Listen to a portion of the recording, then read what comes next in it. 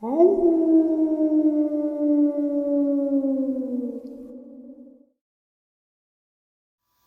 and salutations, everyone. I hope everyone is doing well today.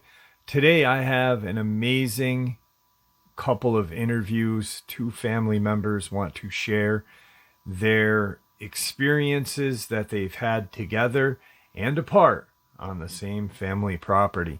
Before we get into it, a couple links. As many of you know, I rely on Patreon, PayPal, channel membership, and the merch to help the channel to continue to grow and go.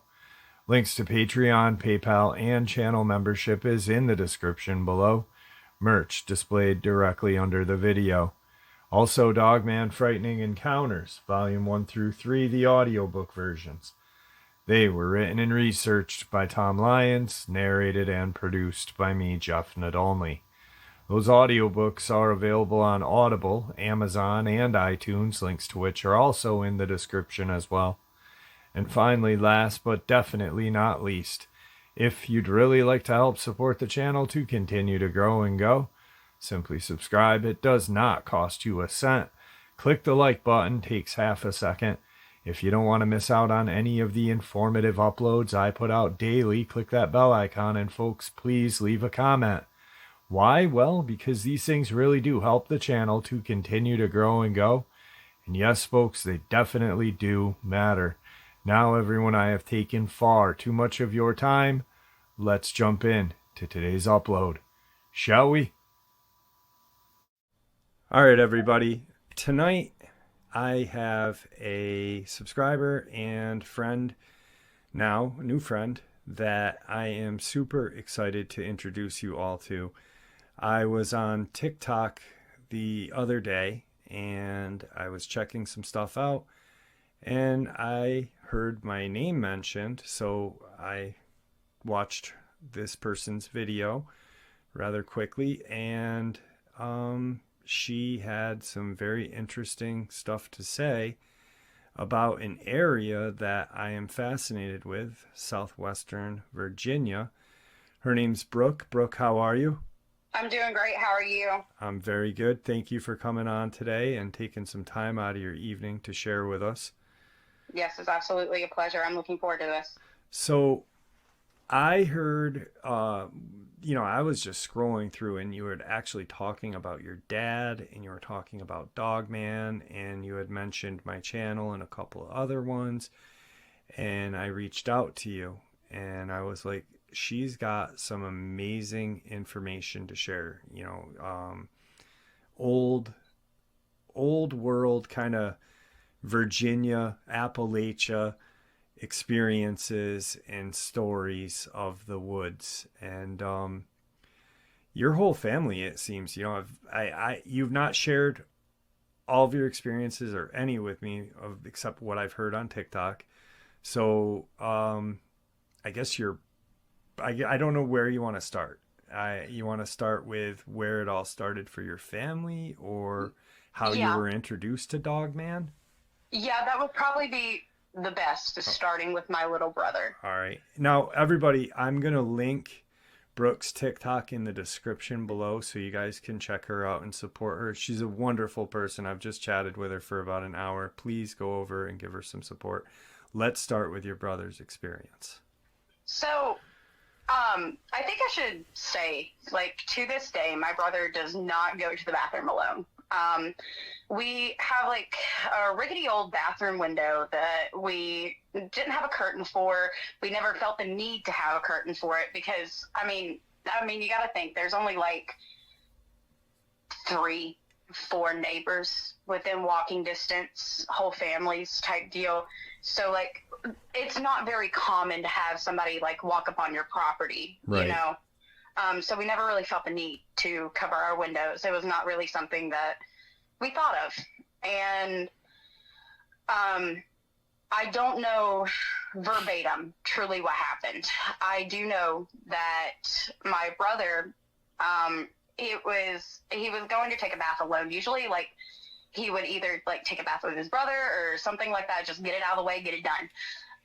But this night in particular, he was alone in the bathroom, and they had like, I think like a whole little bath set up, toys, everything, everything that a 5-year-old would need to Right. have like a pretty successful bath time before bed. And from what I remember it being told to me was my brother just happened to look up in the window and he caught the snout of something that he described as extremely black. He said the ears looked like bat ears and that he could see like a little bit of gray on the muzzle. He said it looked like a dog. Like it looked like a dog, and it had really, really wide like ears, and he was solid black. And naturally, this kid loses his freaking mind. Right. And he jumps out of the bathtub so fast that he trips getting out. And he's still crawling away from the bathroom.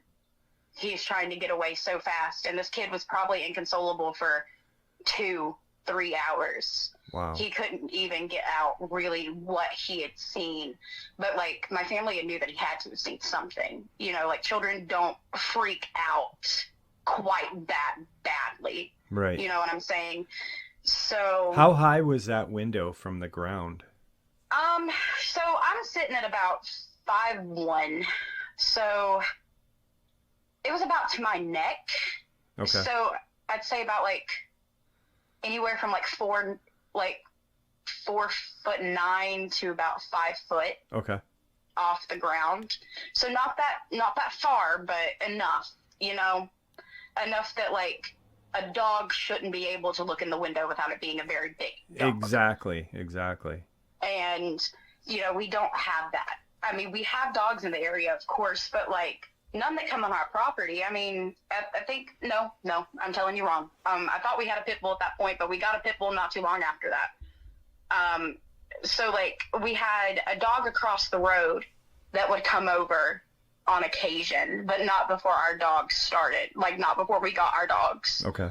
So like there were dogs that would wander onto our property, but nothing that was as black as my brother described, and nothing that was as big as he described, because not only did he like describe he kept mentioning like they look like bat ears. So, like, not only did he mention the bat ears, but, like, this thing was wide, Like, he said it was probably as wide as the window, and it just noticed him looking at him and quickly ducked out of sight, and he was never seen. Like, I think my dad, being my dad, walked out and tried to look for this thing, and he couldn't find anything. And, like, he couldn't even find footprints underneath the window. And so, like, my dad did not believe my brother because obviously he's seen something. But I think my dad was going along the lines of it being a bear, because we have mountain bear that come out of the mountains like crazy with a lot of mange. They're really big. They're pretty aggressive at some points. So I think that's just kind of what he thought. As a bear looked in the window, scared my brother. My brother's 5. He don't know what he's seeing, Right. And that is about until I'd say 2 weeks, 3 weeks before my dad's encounter, which blew this all out of the water and changed the entire ball game. Can I I just want to mention something, guys. Now, where all of this occurred is about an hour from Tazewell, Virginia. It's mining country, old mines, just a lot of real old woods and old stories and stuff like that. So this is real close to where a lot of accounts that I have covered have happened. I think you're roughly an hour and 6 minutes away from Tazewell, probably. Yeah, I think something like that. Yeah, and there was a lead mine there too, yes. Which you told me about, which was crazy. I didn't mean to cut you off, but I just wanted to kind of fill in the blanks for people to kind of imagine where this is all happening. Shoot on to your dad's story. I'm sorry. Oh, no, you are just fine. That was kind of what I was hoping you'd do. So my dad is an animal whisperer. I cannot stress that enough to anyone. Like, he's been referred to online as a Disney princess. Like, he can hold his pet fish, and the fish, like, lets him pet him. and like all this stuff. My dad just has a wonderful gift with animals. He gets so close to animals so fast. So when my dad tends to befriend the local deer, we don't question it because it's my father. You know, he just kind of does that sometimes. Right. And he had this one particular deer that he grew quite fond of because it would be the closest one that would get to him. So, to kind of give you like a little basic layout of where it is. So, and say you're looking at two houses on the road that are like directly apart from each other. Coming from the road, my dad's house would be on the right, my grandparents' house would be on the left, but they're connecting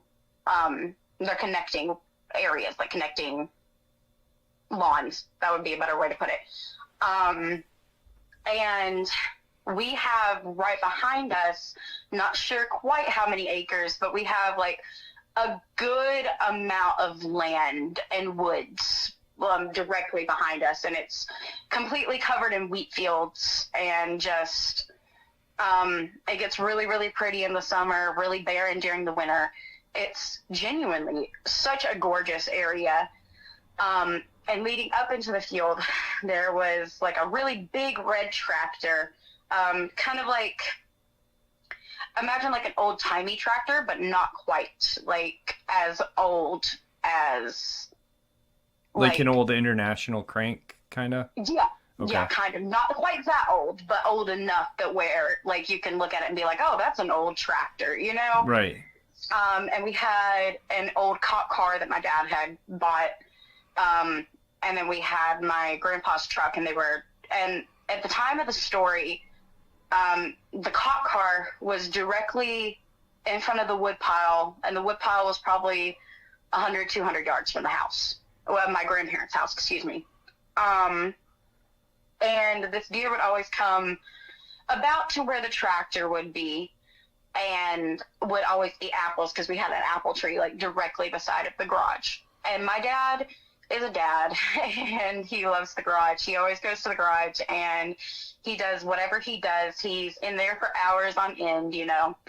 So when he goes down to the garage, he sees the deer, and he's talking to it.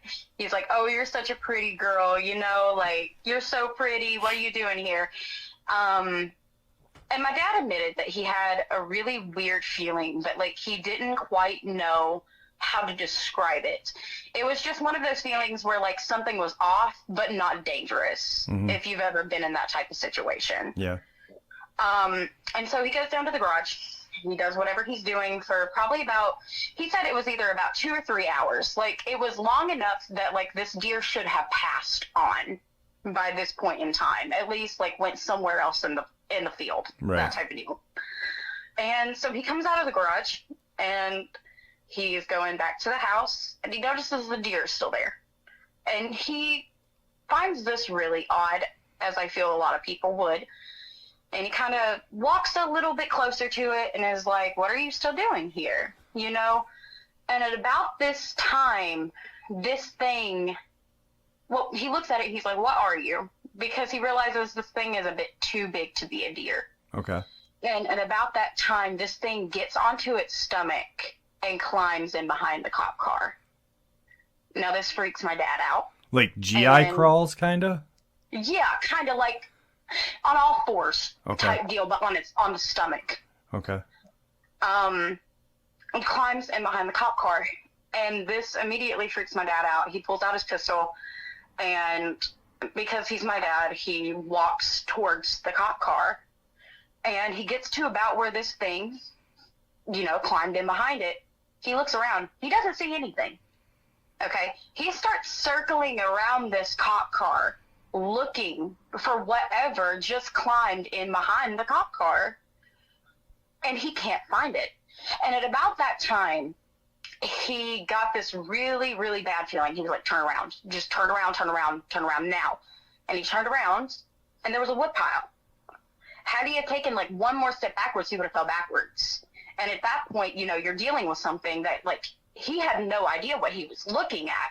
So, like, for all he knew, I think in his brain, he kind of realized that he wasn't dealing with a bear or anything like that. But, like, for all he knew, the moment that he fell backwards, something would have immediately attacked him. So, like, that's not something that you want to be doing in a scenario like this, is falling backwards. Right. And so I think he came to his senses by this point in time and was like, I have to get out of here. Like, this isn't right. Something's not feeling good. Like, I got to go. And so my dad starts backing up towards the house, and he never leaves his eyes. Like, he never lets his eyes leave this area. His gun is pointed the entire time, and he gets to about the porch.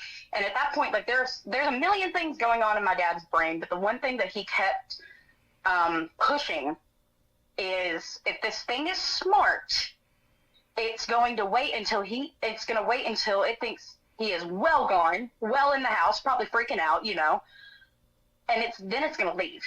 So what my dad does, if I'm not mistaken, he opens the door and closes it real quick, and then he waits, and he sneaks over from the porch into the picnic table, because there was a picnic table that if you go to it at a certain area, you have a blind spot. Okay, so you can see everything in front of you, but there's a good chance that they can't see you. Okay. You know? And he said that he wasn't there for probably about 5-10 minutes longer. No longer. And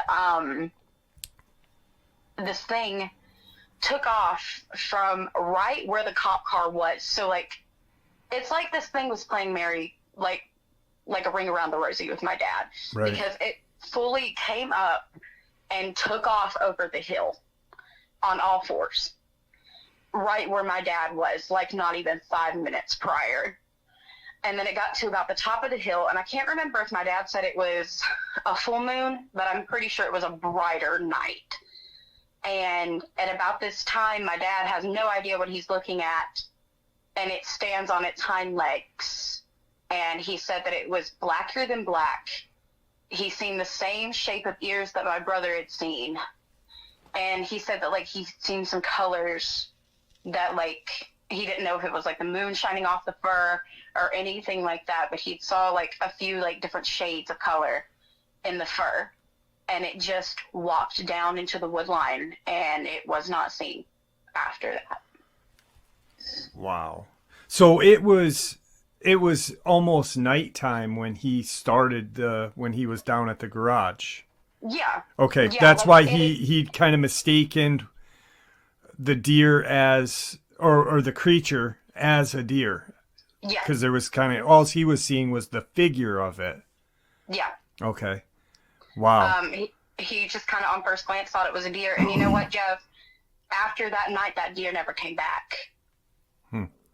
It was never there. I don't think it was there to begin with. I'm pretty sure that thing was watching him from the very beginning. Yeah. I don't think that deer was ever there. But it never came back.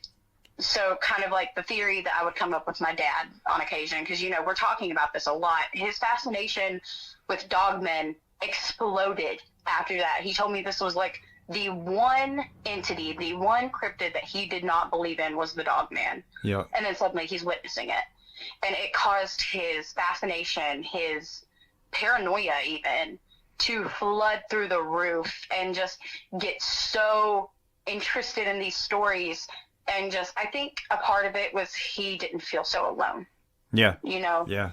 Like, I say it all the time. I say people, after they have an encounter, the majority of them, they either become so just wanting to know more, and it's almost like an addiction, Yeah. or they just shut down.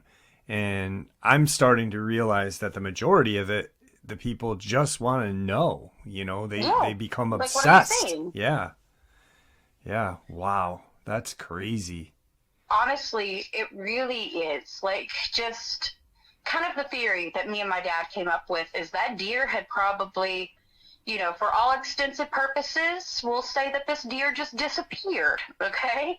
That thing had probably been stalking my dad for weeks, months even on end, to the point that he knew that my dad was pretty close with this deer. So if he were to replace the deer, in theory, my dad wouldn't take notice, because that deer's there every night. Excuse Right. my language. No, you're fine. You're fine. Wow. So, Yeah, so the dog man essentially took the perfect time. Yeah, took the opportunity. He took it. Removed the deer from the equation, put itself in, and was probably hunting your dad. Right. And Wow. we have a lot of cats. They're all so precious. They're all so sweet, and they go in between the two houses to the barn, that type of deal. And every single night that we've had an encounter with this thing or have had a weird experience that like we can't explain, cats have been nowhere. They usually, like, if you see my dad walking to the garage, there's probably at least 10 cats following behind him. Right. Have you noticed any cats disappearing? Oh yeah, all the time. All the time. And like we have a lot of coyote in the area as well. So like a lot of us just chalked it up, and I'm still not 100% convinced that it wasn't coyote. But like we would have cats that would be fine, lovey-dovey, all up on us, and then the next day they were just gone. Mm-hmm. We also had cats that we would find just dead, just out of nowhere. Like they would be literally fine, maybe a little sickly, and then they would end up on our property, or like we would just never see them again. Wow. That's crazy. That is crazy. Yeah, it's pretty insane. Like I said, my dad, it made his fascination go up in large amounts. Like he became absolutely fascinated, having to know everything about everything. Yep. At what he looked at. And so, you know, we're used to hearing like Sasquatches ring off the mountain. We're used to getting activity. And I don't know if you've heard this type of thing before, but what I've noticed in the pattern is like during the colder months, we get more Sasquatch activity. We hear more howls, we hear more whoops, we hear more knocks. Yep. You know, like we have a lot more activity. More activity, yeah. Yeah, but when it's warmer, we tend to have more issues with the dogmen. Okay. And I can't quite explain that. Maybe there's like a weird migratory pattern. They come up with a deal on the sidelines. I'm not a dog man, you know? So like I can't say for sure what I would do in that scenario. But like surely they have to cross paths, right? So like maybe like there's this weird connection that like, or maybe it's just migratory patterns. Yeah, you know? Yeah. I think it's migratory. I think, you know, more or less avoidance, and one will do what it's best at doing, and then, you know, like Bigfoot, Sasquatch will just do its stuff, you know, in the winter time, you know, as the woodsman, and the dogman will kind of just, I think they avoid each other as much as possible. Yeah, I think so. I think so. And there was a lot of experiences from then on, you know, like just stuff that you couldn't quite explain. My dad would talk about growling outside the window a lot. And, you know, I've slept through a gunshot before, so I don't wake up to stuff like that. Like if there was a house fire, you'd have to drag me out of that house because I would not wake up. Right. And there would just be growling. There would be scratching on the window. Cats would act weird. The dogs would act weird. We've had dogs like go straight up to the door and just sit there and stare or growl or bark or something like that. Oh. And like not too long after that, we would hear a howl, and like it would be so close to the house that it would startle you. And at the same time, you're like, was that a coyote? What is a coyote doing this close to the house? Right. You know, like usually they stay well away from humans if they can. And like, it would just be, it would sound weird. Like it would sound like a coyote, but something would be off about it. Okay. You know, it would be like deeper or longer or something like that. Like I remember it was ironic. Almost like there's more of a mass to whatever's creating that. Like it's definitely a bigger creature. It sounds similar to a coyote, but that's too big to be, or the sound is too big to be made by a coyote. Yeah, that's a perfect way to describe it. Okay. Genuinely. is like it's a little too perfect. There's no flaw in the vocal cord. Right. And you know, it's so funny because I remember the first time I had heard this howl, we were ironically watching your show when this thing sounded off, and me and my dad just stopped, look at each other, and we're like, what was that? You know? Wow. Like, it's stuff like that like we just couldn't quite explain. Mm-hmm. And by that point in time, I'm living with them, and I have heard my dad's story a million times. And like, it's not that I necessarily didn't believe him. It's just, I'm very much, you have to see it to believe it type of person. And on top of that, I didn't doubt him because I think subconsciously I was testing him for like those 2 years, seeing if anything in his story would change. And nothing did, because I'm able to say it verbatim. Yeah, yeah. Like, I'm able to retell his story pretty much verbatim as if he was telling it, because the story never changed. And like, I would be talking to my dad and his hair would stand up on end, his goosebumps would be all over his arms. He's seen something, you know. Yeah. And I get a lot of comments on TikTok, especially of like, you know, oh, it's a bear, it's an owl, it's the fire department, you know, like just different things to describe something that we all have witnessed, you know. Right. Yeah, there's the people that like here on the channel, like a large portion of, you know, have had encounters, and they know there isn't even a guess to what it is. You know, we know that these things exist. We just know because we've seen them.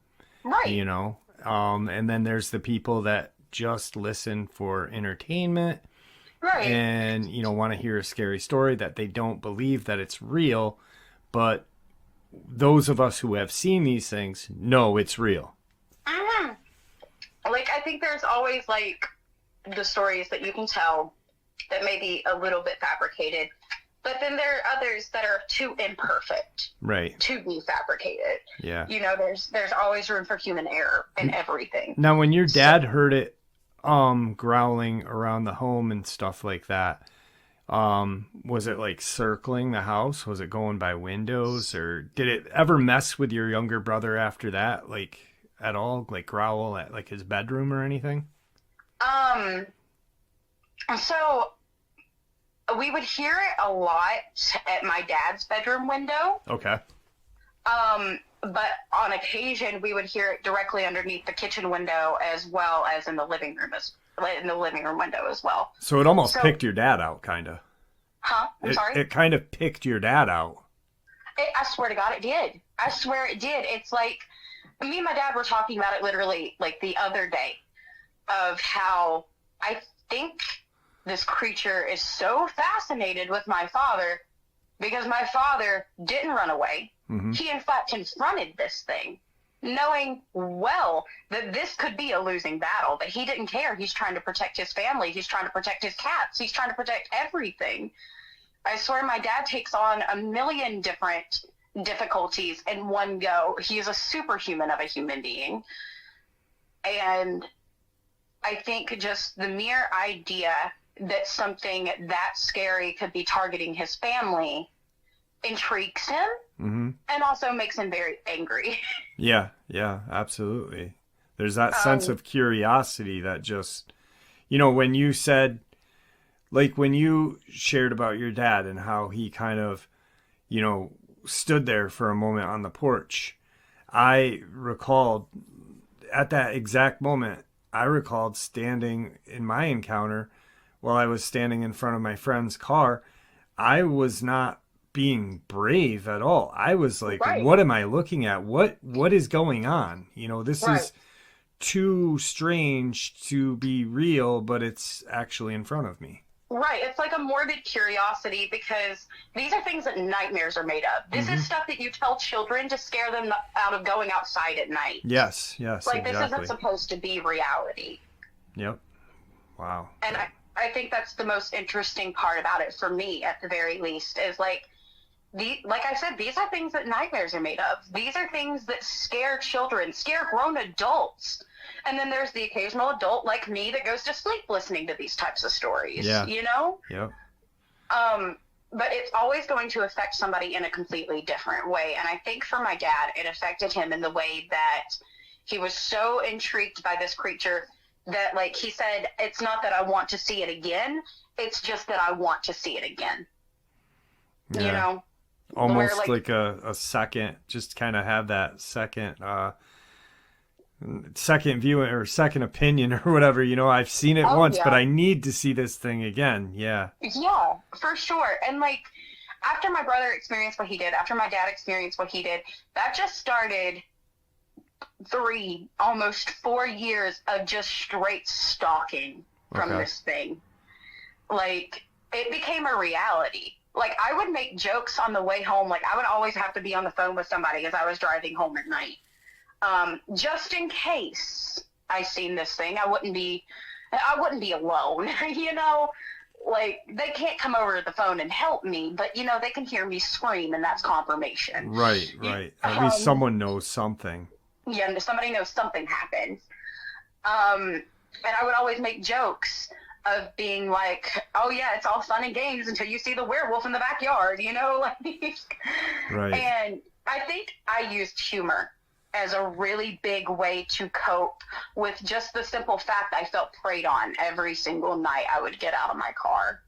And like I said to you, like right before we started recording, like it wouldn't be every night at all. It would just be like some nights I wouldn't even have to turn on my flashlight. I could walk, I could stand and pet the cats, I could do whatever I wanted. I could watch the moon, I could watch the stars, and nothing would happen.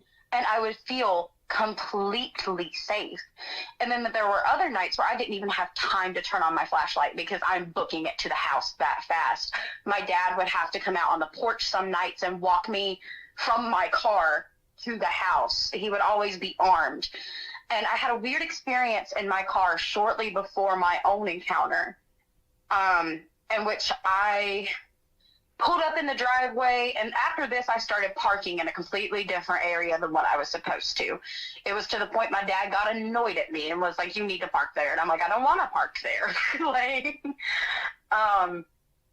And so I was jamming out to whatever I was listening to off of my phone.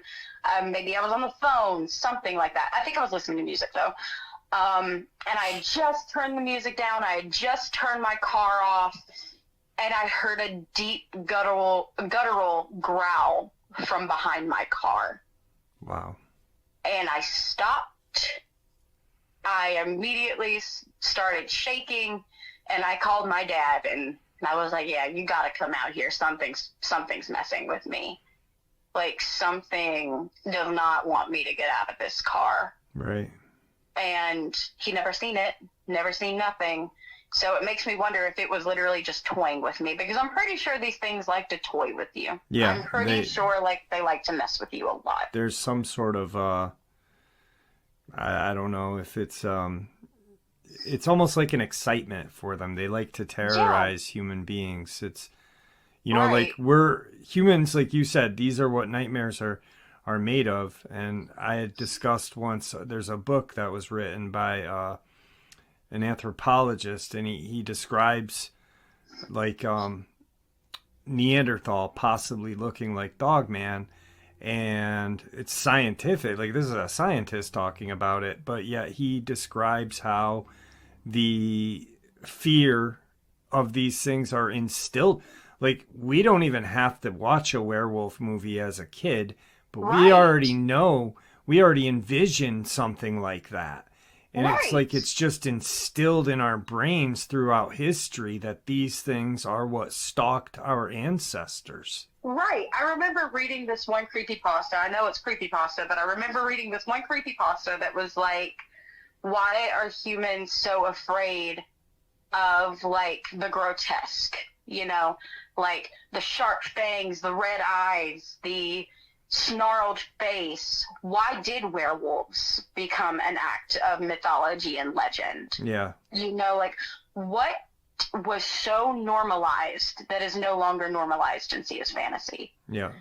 Like, I think humans naturally, like, of course there's like the uncanny valley effect, you know, like I think humans are naturally afraid or confused about something that looks human, isn't quite human, or something that is terrorizing, you Mm-hmm. know, but what defines fear? You know, Exactly. like what pushed humans to have such an ingrained legend has some factual information to it. No matter how much it is tweaked, it all came from somewhere. Right. Yeah. And that's kind of how I've always looked at it. Is I've always been like a deep believer in a lot of different cryptids, you know. So I think coming to the realization that you're being stalked by one of these creatures is it's like an ego death, and also like a reminder of your morality. Yeah. Because humans have always been viewed on top of the food chain for hundreds of years at this point. So like the mere idea that something could top that is scary. It's like fear of the unknown in a way. Absolutely. When did you have your first sighting? So I had a mini sighting, and so much so that like I wouldn't even call it a sighting for my first one. Okay. Um, if you're looking at the map right now, there's like from Withville to I'm gonna say Austinville. That would be a good placement. Okay. There's an in-between little town called Fort Chiswell. And in Fort Chiswell, if you go down a certain road, you go to Major Graham Mansion. And Major Graham Mansion is a very big historical site. It was very important in the Civil War. It was an old plantation home, a lot of dark history surrounding that home. And what we tend to do as teenagers, as young adults who have nothing better to do, and at that point the pandemic has started, and 3 a.m. Walmart is no longer a thing. So what you do is you just drive. You go down dirt roads at the middle of the night. Like this road probably did not get paved until like 2 years ago. Right. Like it's truly like just one of those like landmarks that are so forgotten in time, and it's just one of those places that like you tend to go to, you know, like Yep. It turned into a massive haunted attraction, and when it's not a haunted attraction, it's just there. It's a mansion. Like And a local haunted attraction where the kids Yes. go. And now, is it inhabited? No. Okay, No, so it's not abandoned, that or I am aware of. okay. Okay. I think it's been inhabited now for quite a few years after the attraction became a thing. Okay. Well, directly in front of the mansion, there is a creek, and there's another dead-end road that you go to. You eventually have to turn around because it's on private property. But there's a creek directly in front of the mansion, and I was there with my friend and my now ex-fiance. We were there, and we were just chilling at the creek. We were looking for crawdads. We were just looking for frogs mainly. I think we were frog hunting that night because you catch frogs, I guess, you know, like, and I noticed that my friend, who I'll refer to as D, he wasn't around us as much as we would have liked, you know, like I was kind of the in-between between like the car, the creek, and the mansion, you know. While D was more close to the mansion, and he kept looking up on the hill. And, you know, I'm kind of spiritually in tuned, so when you kind of feel like something's going on, when you have a bad feeling, you tend to just kind of make sure your people are okay if you're with people, Right. or get out of there if you're alone. Yeah. And I was paying very heavy attention to D, and about that point, he starts backing up, and his eyes are wide as marbles. And all he says to me is, "Get in the car." And me being, I think, freshly 18 at this point in time, was like, why am I getting in the car? Why are we leaving? And he said, "Get in the freaking car now." And at about that point in time, I listened. It was a little bit harder to get my fiance in the car. And we peel out of there so fast that I don't even know what's going on. And I look in the rear view mirror, and there's something big and black in the road. And the only reason that I have a very strong indicator that it was a Dogman is because of how Dee described what he seen. Okay. What he said was that it came upon the hill, and it looked down at him, and it was blacker than black, and its ears were as wide as bat ears. Very common theme. Yeah, yeah. It's a very common theme. So, like, that was technically my first experience, but my true, real deal, I seen something experience, I was actually with my stepmom, which I'm so grateful that I was, because honestly, I think had I have saw it alone, I would have thought that I was crazy, and I would have never even kind of brought it up to anybody. Maybe my dad, but like probably nobody else. So we have a friend that lives not even 5 minutes at most, but not even 5 minutes away from our house on the other side of the neighborhood. And this isn't truly a neighborhood. It's not like those like townhouse buildings type deal. Like, this is like, what I mean by neighborhood is like a 5-minute drive. Right. Just your neck of the woods, kind of. Yep. Yeah. Like that little dot on the map, Yep. that little dot on the map, that little holler, just if you get off on the interstate at the wrong part of my town, you'll look at your husband and say you're lost. Okay. It's that type of town where like you're not supposed to be here, you know? So we were leaving our friend's house at probably about 10, 11, maybe 12 at the latest. So we were leaving. We had a wonderful night. I think we ate some really good food, hung out all day, and my stepmom was driving. And we pull out of her driveway, and not even 100 yards up the road, I seen really bright circles for eyes. It didn't even really have eye shine. I mean, it did, but it didn't. It was like, all I seen were like two big yellow circles, and I thought it was a deer, and it was standing in the middle of the road. But I got an eerie feeling, as did my stepmom. Like, immediately, I think subconsciously I knew it wasn't a deer, but what else could it have been? Right. So we drive up on this thing, and we stop at exactly where we seen it in the road. It's no longer in the road at that point in time.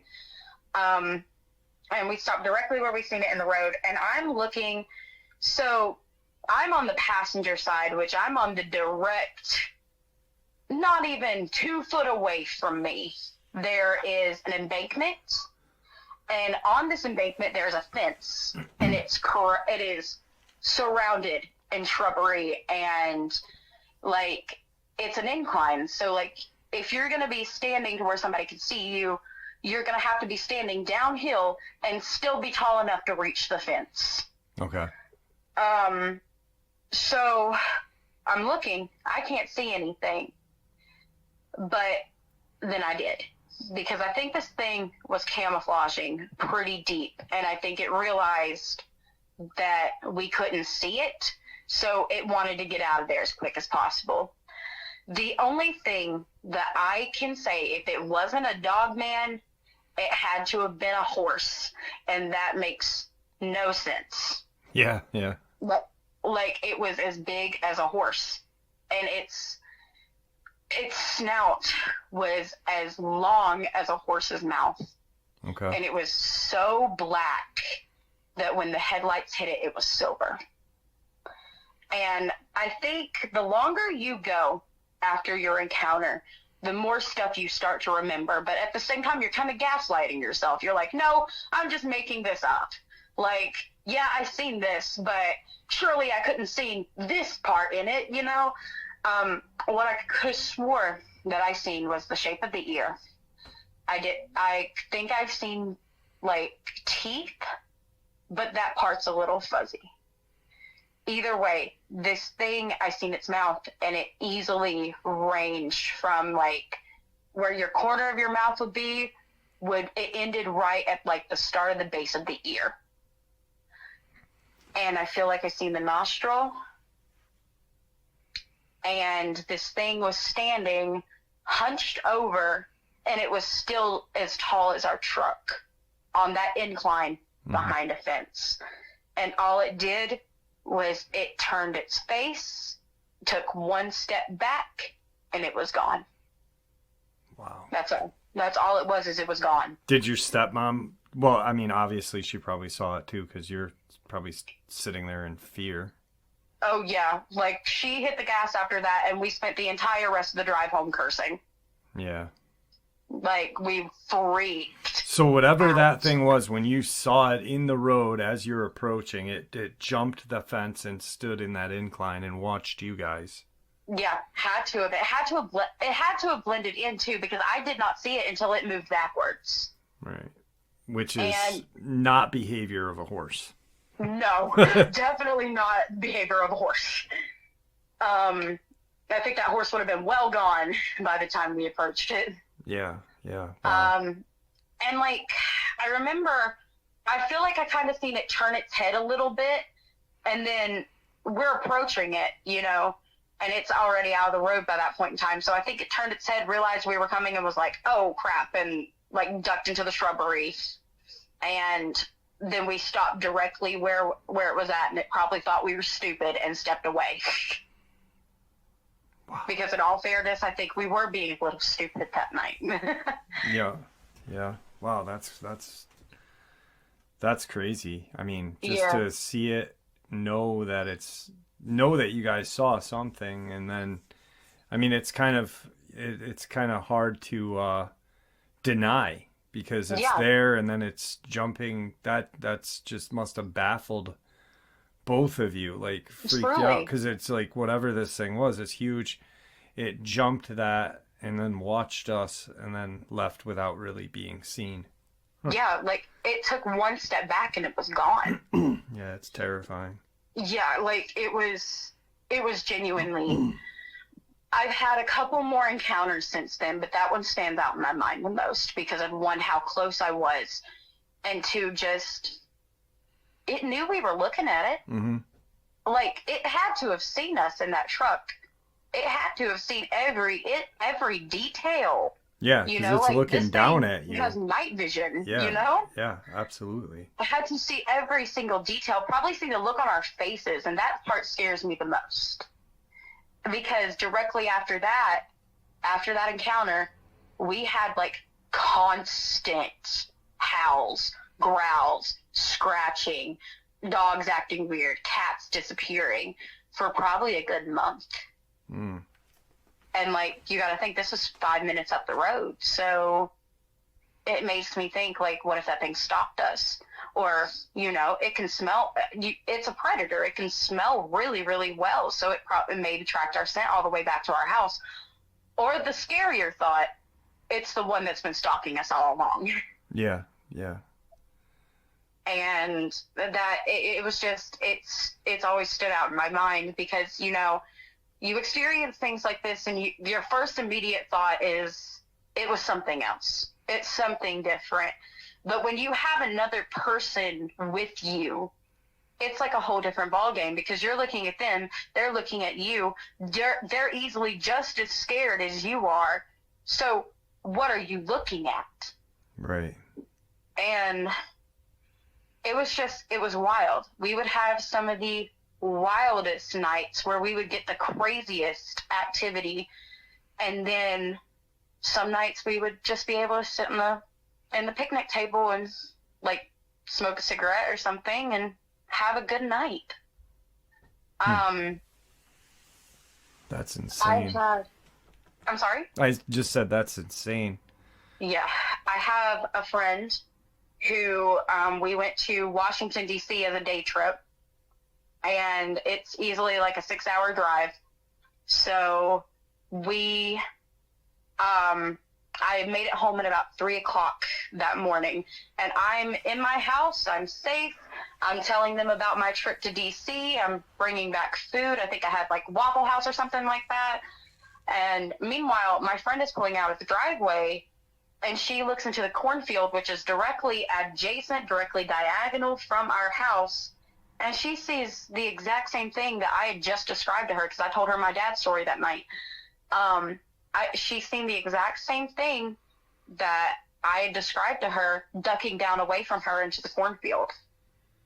So, like, it's not just my family either. It's my friends that experience this. Like, you don't go on my heel without having some form of an experience when you leave. Yeah, yeah. And, like, she described this as, she said it had the same type of ears, but it had a shorter snout and it was more brown. Okay. And that was kind of the only difference that we truly had in, like, our encounters. But it had the same type of bat ears. And that's such a common theme every single time. Right. I remember that same friend was over for, I think, Christmas. I think she was dropping off Christmas presents for my brothers. And my dad, it was a particularly eerie night. It was one of those nights that, like, we would stay inside, you know?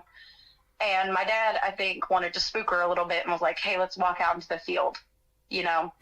and so we walked out into the field, and I went with her because I didn't want her to be afraid. And meanwhile, we all three got afraid. Like, we had such an eerie feeling that night that I remember I got so sick to my stomach I almost threw up. And she said that she had looked to the right and seen something running and ducked beside the wood pile. And at that point, she was already walking to the house. She was like, I'm done. We're not doing this. I'm not doing this no more. Wow, that's crazy. Yeah, like, we've had some pretty...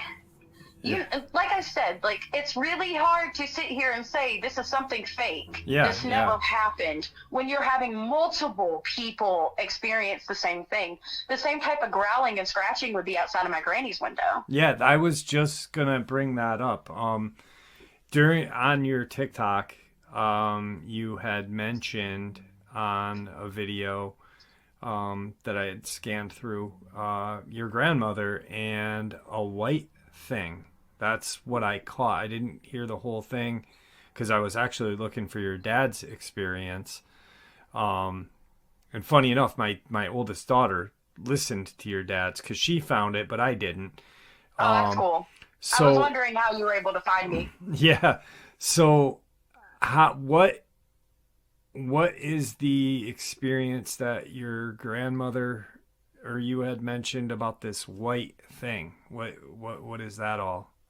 I'm trying to think of what you're referring to, because I feel like I know what instance you're talking about, but for some reason my brain is, like, not connecting the dots.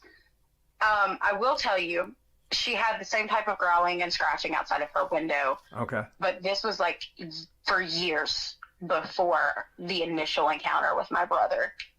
And this is on the same property, because, like, pretty much your grandma's house and grandfather's house and your parents' house is right there. Same property, pretty much. Yeah. Just family land.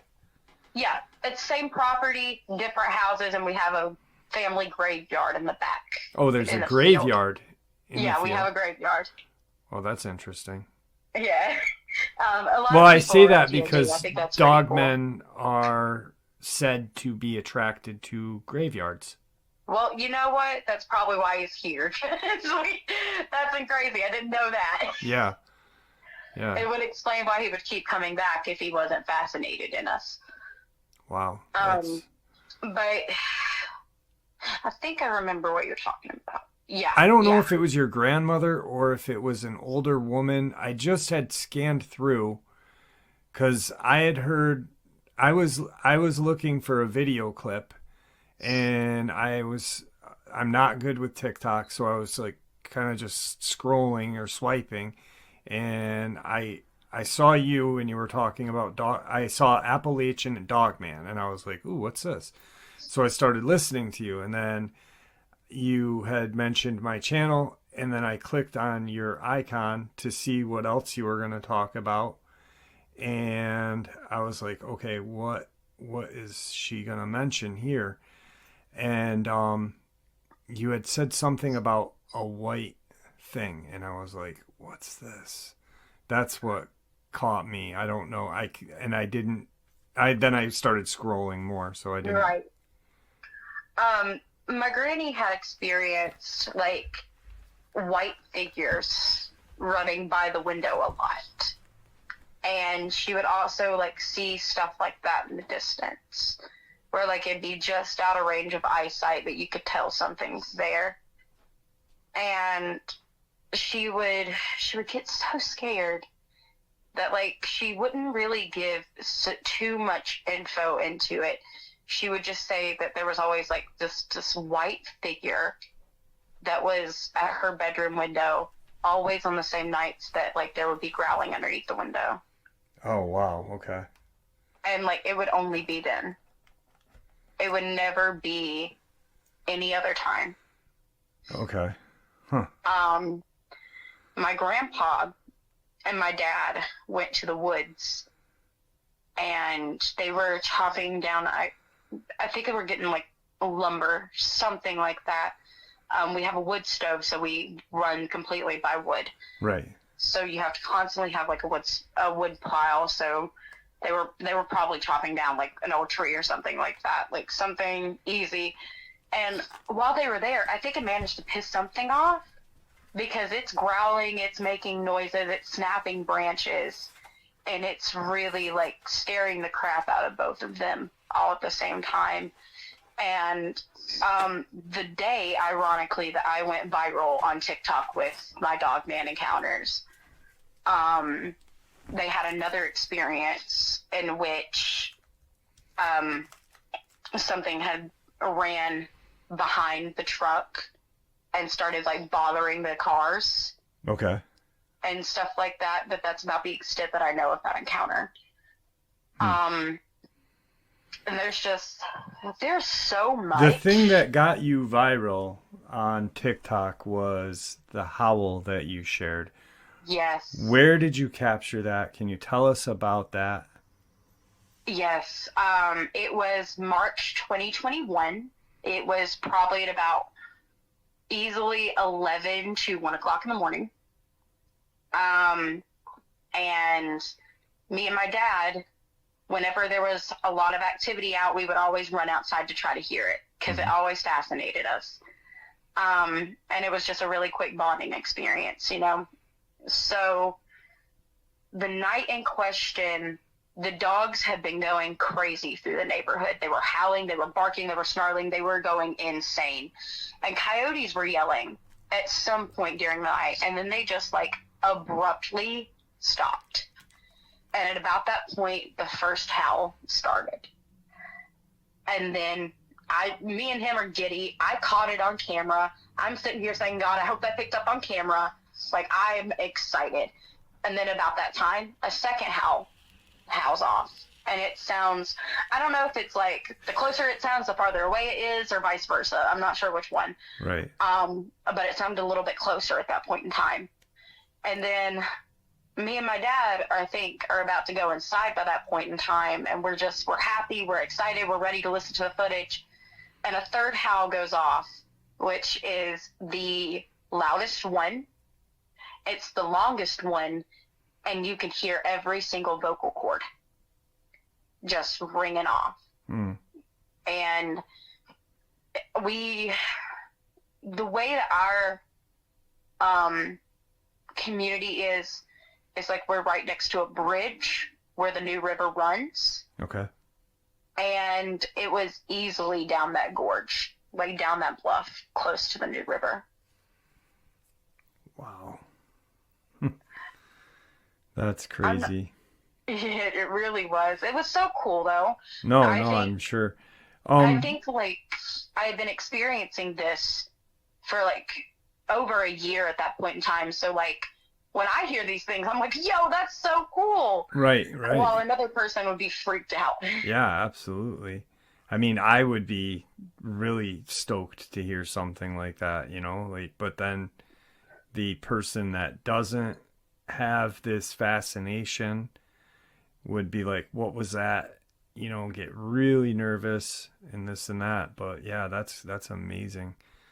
I don't know if you'd be willing to let me use that howl so people could hear the howl here. Oh yes, absolutely. And I then, can. like I said, I'm gonna put the link to your TikTok in, because you are, just to let everyone know, she's got a following and people are sharing experiences with you, and you're kind of sharing them on your TikTok too. Yeah, Yeah. yeah. It's like a mixture. It doesn't matter kind of what it is, whether it be cryptid, paranormal, whatever. I told people to send their stories through my Instagram, and I haven't got a chance to get to all of them. Hopefully, I will. But there's some pretty interesting ones that people have sent to me. I'm sure. I'm sure. Um, how about, let me ask you something. We talked about this a little bit, and because of like the mining communities and stuff like that, and Appalachia, and your grandmother talking about the white things, do you think, like, the people talk about the crawlers, and the creepy pasta name for them is the rake. Yeah, um I despise creepy pastas now. I used to love them, me too. prior, but once I realized that creepy pastas have a negative effect on cryptozoology, that I just kind of I just disregard them. But do you think that these crawler things, do you think what your grandmother had seen could have possibly been some of those crawler things?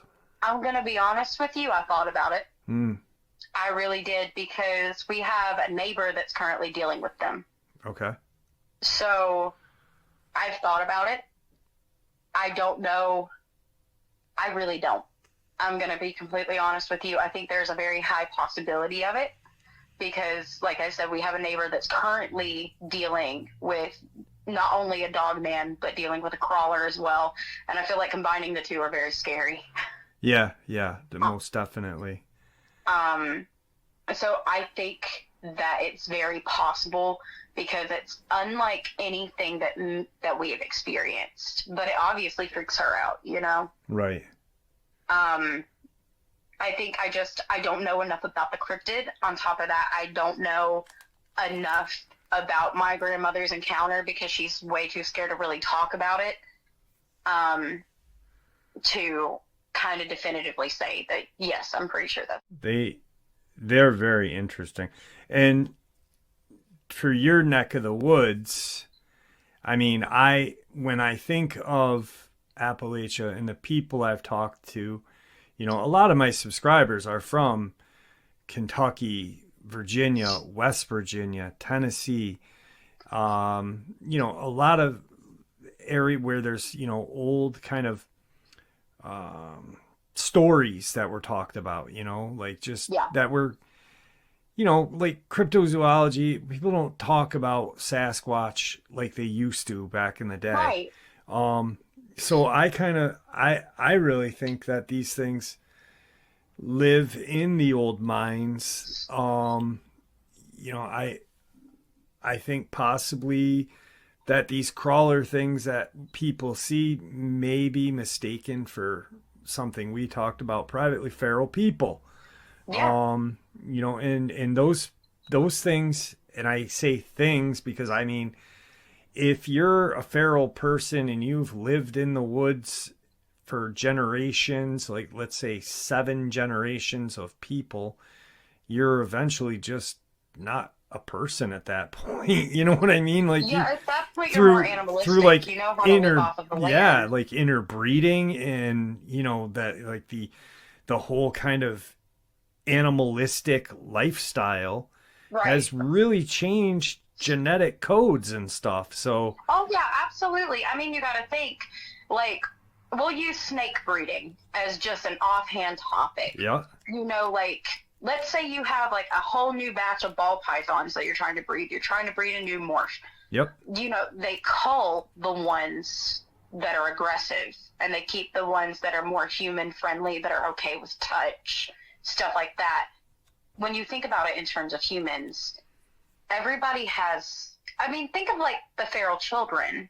Like, there are countless of stories of children being raised by monkeys, being raised by wolves, and they have this look in their eye. They've never experienced society in the way that we have. Yeah. Yeah. So, like, it's such a culture shock for them. And if they've been at that point, like, maybe they don't know how to talk. If they know how to talk, it's not very well. Like, there's so much that comes into, like, the concept of feral people that, like, you know, you're warned about people in the woods. You're constantly warned about people in the woods. I remember my Mimi would yank me in when the street lights would come on, be like, you don't want the boogeyman to come get you. Yeah. You know, who's the boogeyman? You know? And there's so many stories of people getting attacked by these people. In your neck of the woods, in your area? Maybe not so much in my neck of the woods, but definitely in the Appalachian Mountains. Yeah, yeah. Like, just I listen to scary stories going to sleep most nights, so I hear constantly stories of people getting attacked by people that are just very clearly living in the woods. Yeah, I've covered a couple of them that I've stumbled across that are just absolutely terrifying, and yeah, you know, it's just that's a whole new.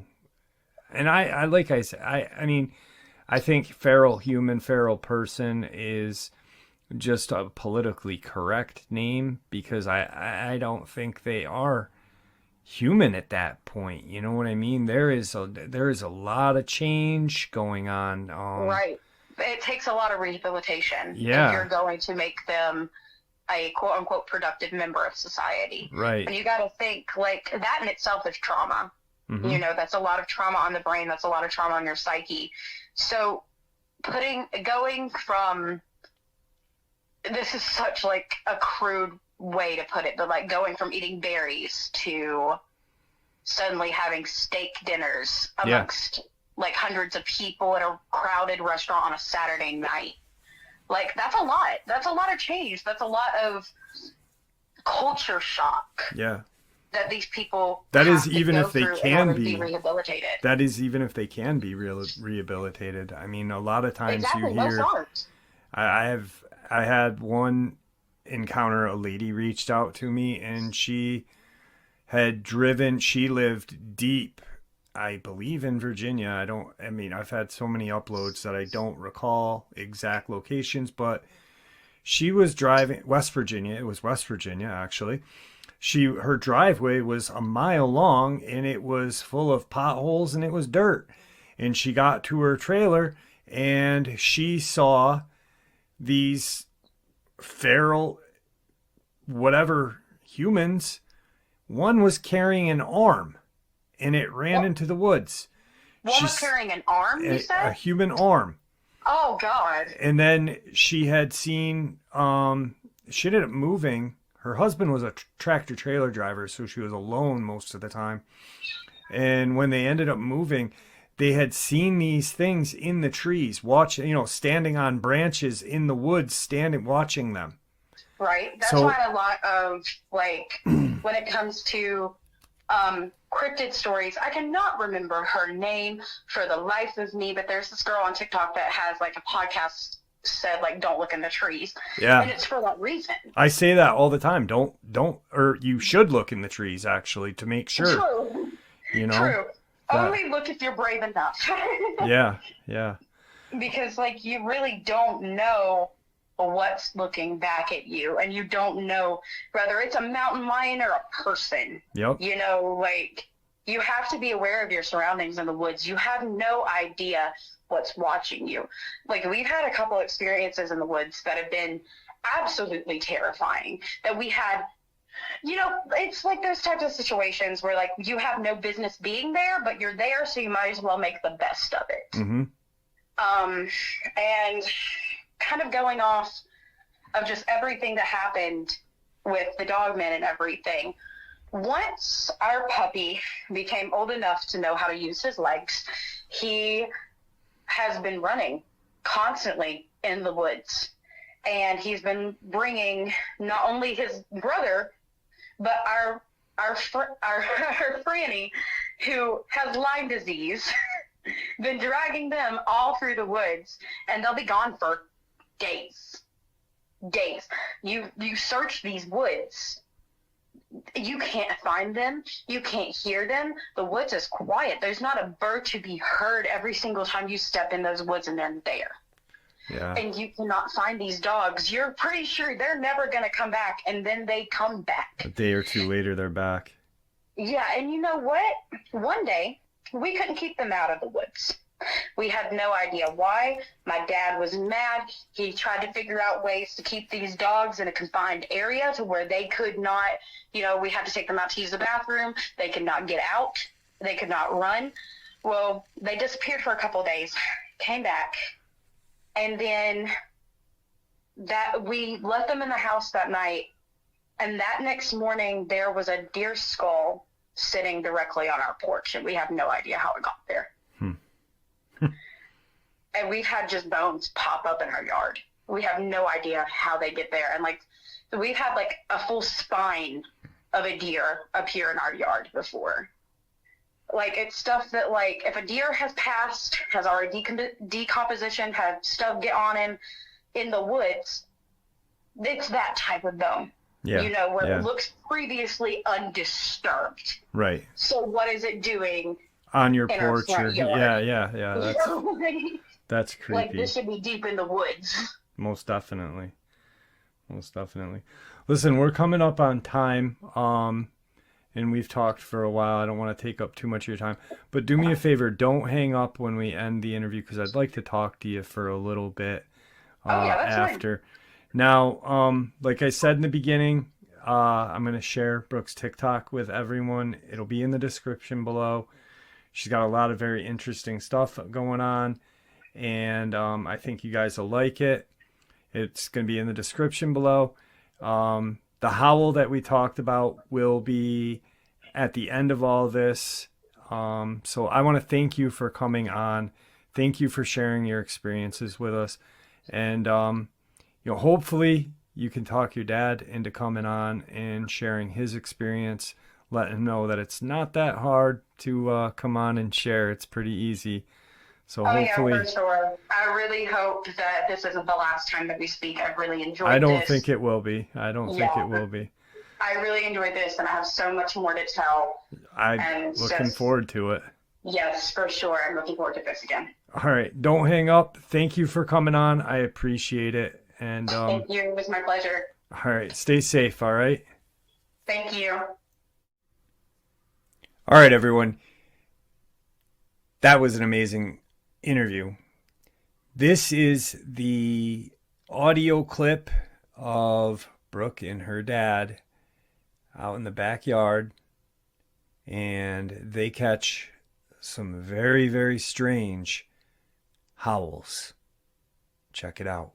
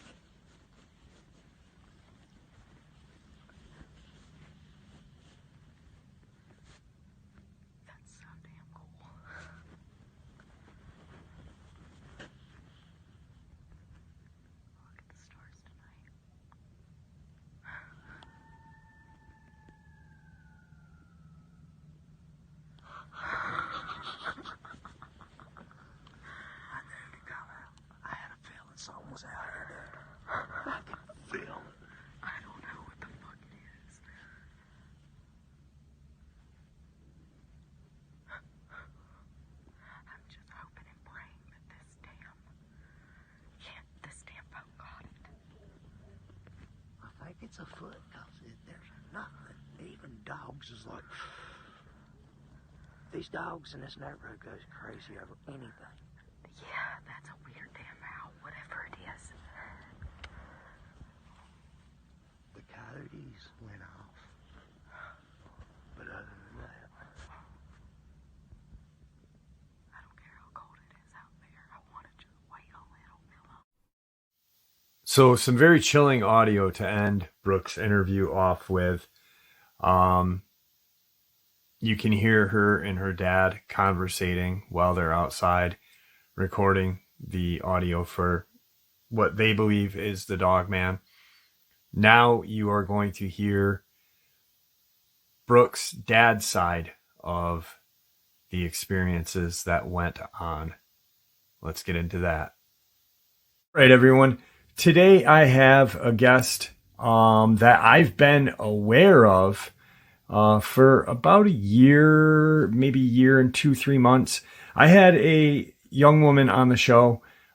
She had or has a TikTok account, and she was on TikTok, shared a lot of her encounters, and had mentioned my name, my channel's name one day, and my daughter brought it up, and I reached out to her. And I had Brooke on the channel.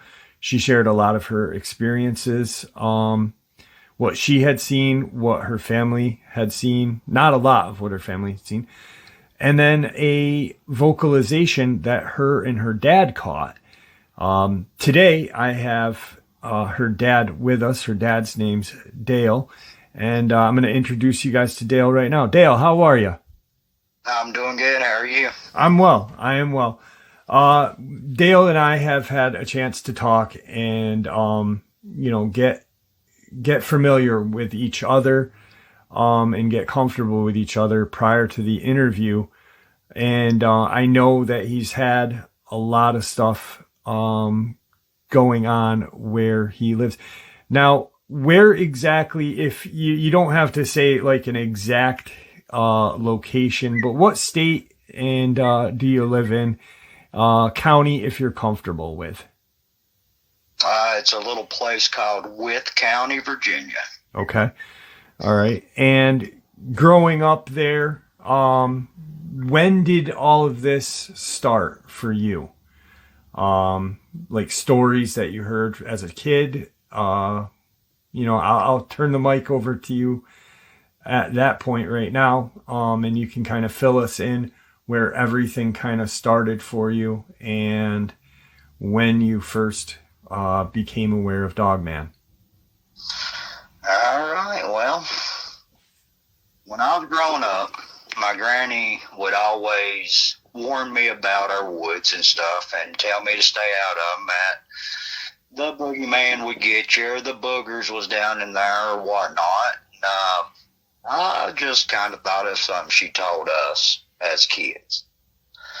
Well, I do a lot of hunting and stuff, used to when I was younger, and I would notice bent trees or broken trees, little nest looking things like piled up brush, and I would hear a lot of what you hear on Bigfoot research channels and stuff, a lot of the sounds, the hoops, the hollers, and the screams. So I just kind of accepted the fact that, hey, they're Bigfoot. Whatever you want to call them, Sasquatch, Bigfoot, whatnot. I thought these dogmen was misidentified as a Bigfoot. I thought kind of the way somebody was looking at them, they might have been stepping up, and the foot is so big, how the toes pivot on your foot. I always thought, that they were just seeing the foot up in the air, and that was the dog haunch, the haunch leg. Okay. Well, never really thought much about the issue. I just thought it was misidentified. Never could get my head wrapped around that there were dogmen.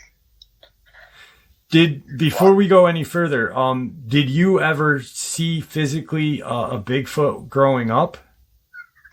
Now, here's the thing. I have a memory. My grandmother, she liked to fish. Okay. And she cleaned her own fish. And I remember she was cutting the heads off the fish, and she took them into the house. And I went in with her, and I come out, and there used to be this big grapevine, and it almost looked like a brush pile right beside her house. Well, I come around there, I was maybe, guess, 5, 6 years old, and I come around the corner of the house, and there was a creature standing there about my height.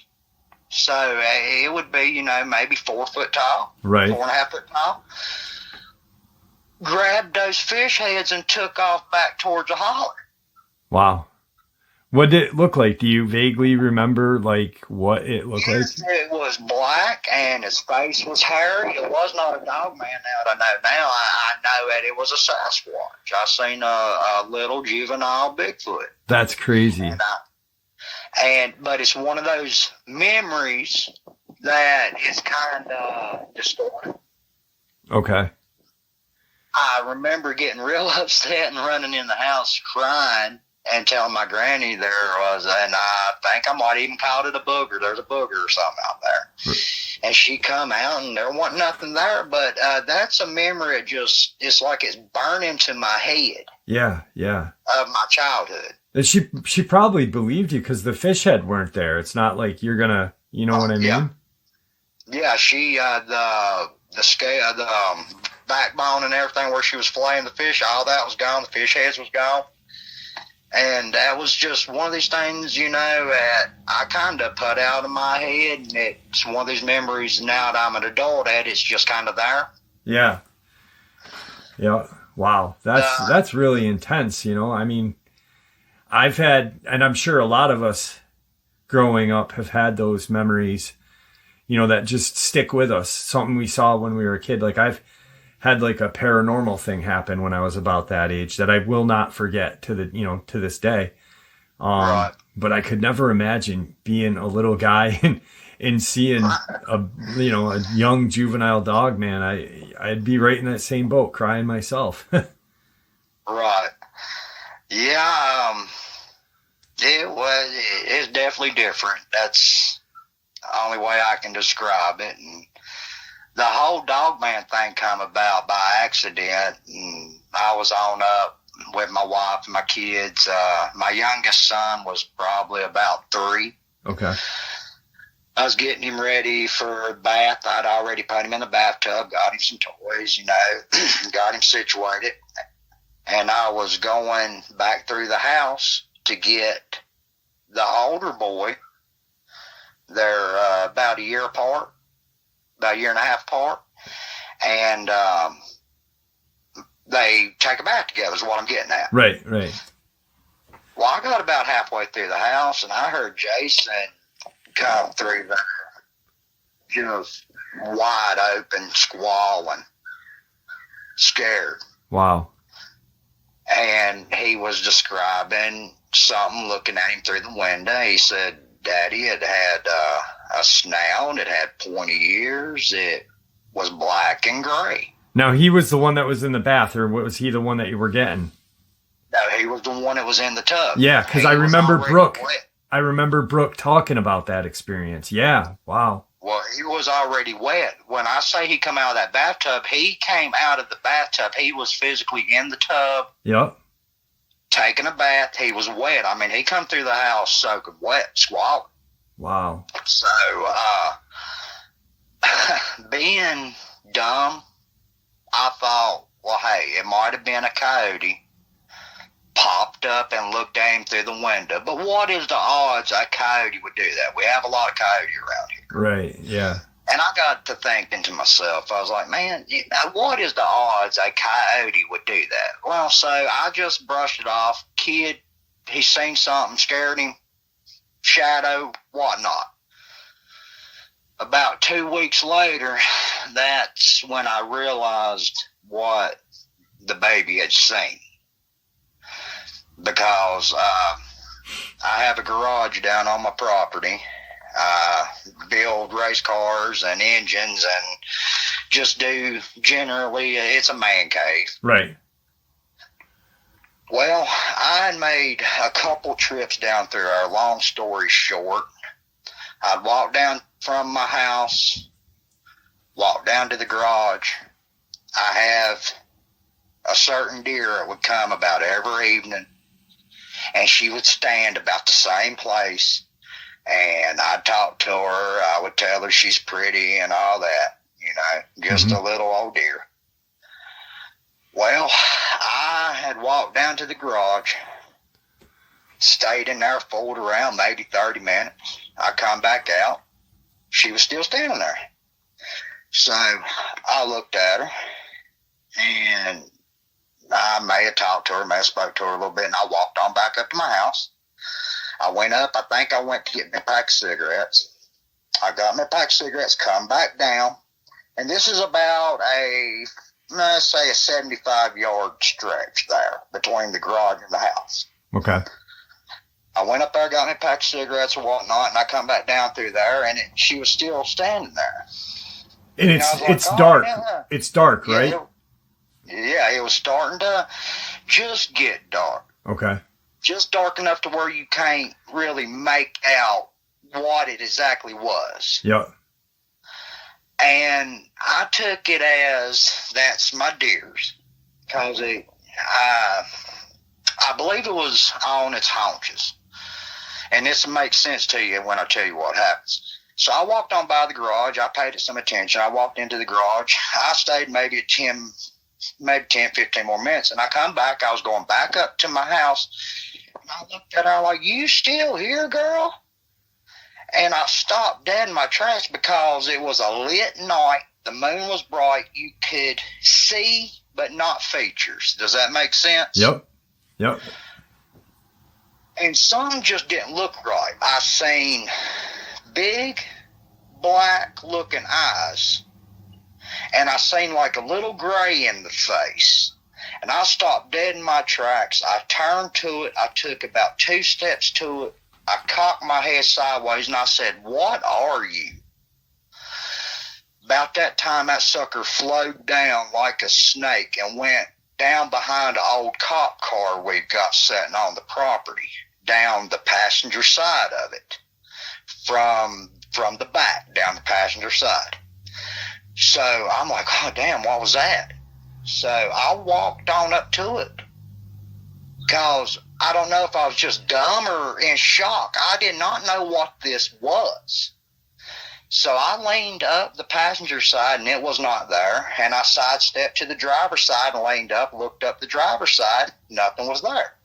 And I thought to myself, well, hey, man, this thing is playing with me. This thing is really smart. It's going to wait for me to get out of sight, and it's going to take off, because that's what I would do. So I literally backed up about 10 yards back, walking backward, turned around, briskly walked to my house, walked up on the steps like I normally would, walked right straight to my door, but instead of going through the door, I shot down the side of my house to the end of the porch and stuck my head out the corner.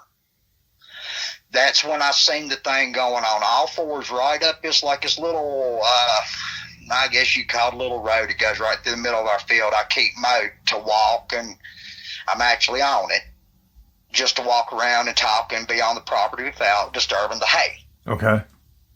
It was going up that. And at that time, only part of the field was cut. Well, it was on all fours going up that little road.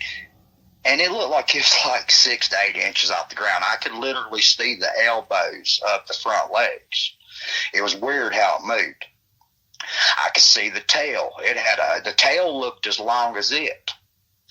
Well, it got to the top of that road right where everything was nice and mowed, and it went to cross that another little road that ties into it, and then it would go into the part of the field that was not cut, and it had hay standing about to my chest, so say about 4 foot tall hay. Well, it got to the hay, and that thing stood up, dude. And I watched it walk out of sight down over the little hill, down into our woods, and I could see the ears from the moonlight. It blowed my mind. Yeah, wow. I remember Brooke talking about the police car and and see you seeing it, but she didn't get into such detail because obviously she didn't. She was going off of what you had seen.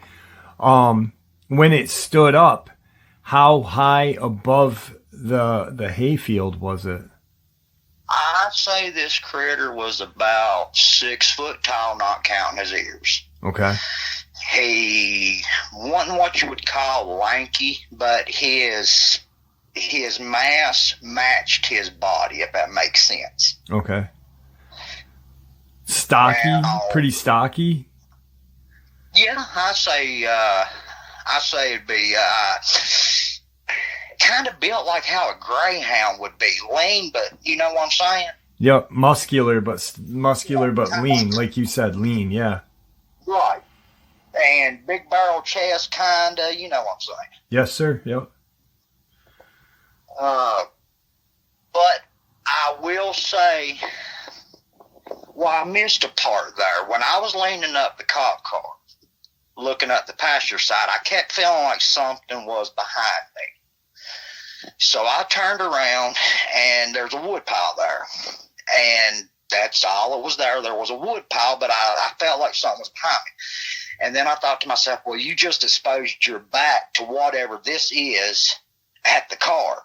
So I spun back around, and that's when I started to back up and back out of the situation. Well, about a year and a half later, I know why. There's 2 of them. We burn wood in the winter. I come out probably about 10 o'clock, grab armload of wood, just to grab another armload of wood, just basically went out, got some wood. Yep. I heard an odd sound. It wasn't like a growl, and it wasn't quite a grunt. It was kind of like a chest sound. And I had a little bitty rinky-dink little light about the size of my pinky, just enough to see. And I threw them lights up, and we have an old Farmall 504 International tractor. It's not like a great big tractor, but it's not a small tractor. Yeah. The fenders on it, I'm about 5'9", and the fenders, I can lay my chin on the fender. Well, I shined the light over there towards the tractor where I heard the sound, and there was a set of eyes about 6 to 8 inches above the fender. And a few feet behind it was another set of eyes, and both of these eyes was probably, give or take, about 6.5, 7 foot off the ground. And when I was looking at it, they literally started backing up and backed up about 5 feet and turned and walked off back towards the woods. There's no deer that's going to do that. No. And, I try to be a reasonable guy. I'm like, could that have been deer? Because the light wasn't powerful enough to illuminate everything but the eyes. Well, the next day when I went over there to the tractor, I'm like, the eyes was up here over the fender. Even a deer would have to jump up, put his hooves on the tire to do this. And they're not going to do that, dude. I mean, that's just it. Yeah. Wow. But it makes sense why I felt like something was behind me that night, because these 2 travel in a pair, and I know that now. Yep. Almost like one was. Did you feel like you were in danger? I mean, because it seems like, one would be kind of in front of you, and that one behind you, almost like leading you to somewhere. Did you feel like that at all? I'm not going to lie to you. Yes, I was scared that night. I was, but it was kind of, like I said, I guess it might have been being dumb. I wanted to know what this was. But you said, after I realized I could have very well ended up in an ambush, and now that I know that there's 2 of them, and they have got bigger is what I was going to say. They've got bigger from the first time I seen that one. Okay. And But the feeling I get when I know they're here, everything's quiet, and I feel like something is staring a hole through me. And you almost feel like this real bad, scary feeling. And then other nights you can walk out here and there's nothing here. Do that. Yeah, yeah. And then there's some nights you come out of the house and you feel the eyes on you. And I've heard people, I guess, call it dread. I call it, you can feel maybe the fear, uneasy. Absolutely. I don't know what it is. It's an unsettling feeling. Yeah, it's like, you know, like we were talking earlier, and I said when I was up in the woods the other day, I felt fine at one point, but I got to this location and everything just really didn't feel good. It was a very unsettling feeling. Right. And just, you know, to talk about it, it still brings hair up on my arms that night to think about that night. Like when you re-uploaded Brooke's story a few nights ago. Yeah, I guess what I'm saying is it really brought up a lot of memories, and I guess that's the reason I wanted to go ahead and contact you and get it off my chest. Yeah, well, I do appreciate it. That night that you guys were out there recording, because at the end of the interview with Brooke, I had attached that recording that you guys had gotten. Yeah. How did that come to play? Average night. We'd go out at a certain time. From about 10 o'clock on out, that's when they start their little hollering and hooping and whatever you want to call it. Okay. By about 2, 3 a.m., it's full-blown Jurassic Park around here. Wow. Yeah. You can hear Bigfoots hollering from a certain spot. Well, the name of the place is called Foster Falls. Okay. You can hear them hollering there. It's a couple miles from me, but you can hear the Bigfoots hollering over Foster Falls all the time. And down here on New River, you can hear them hollering. Yeah, I did want to say one thing. Yes, sir. About Victor. Yep. I don't know how people take him as face value or what, but I will say this. When he said they was calling the Dogman in to dispose of them through the Blue Ridge Mountains, he said it would run all the wildlife and all the bear and stuff down out of the hills. Yeah, yeah. I crap you not, man. We started having major bears around this neighborhood coming down out of the mountains. Now, I'll vouch for that because you don't really see a lot of them. Well, it was like a light switch was flipped, man. When you aired that, I started seeing, we seen about 15 bears. Man. You know, that's not the first time I heard that, because there's another guy that I had on, I don't remember the exact location of Virginia that he was in, but he was he worked with the police department for a search and rescue unit, separate obviously from the police department.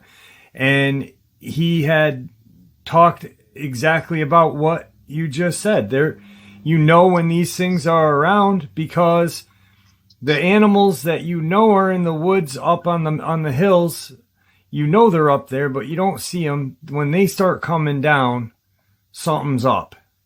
Right. Yeah. And he said it would drive the bear out of the mountains and stuff like that. And I'd be daggone if I didn't start seeing a major uptick in bear. Wow. And they would not want to go back that direction. They were going the opposite direction of the Blue Ridge.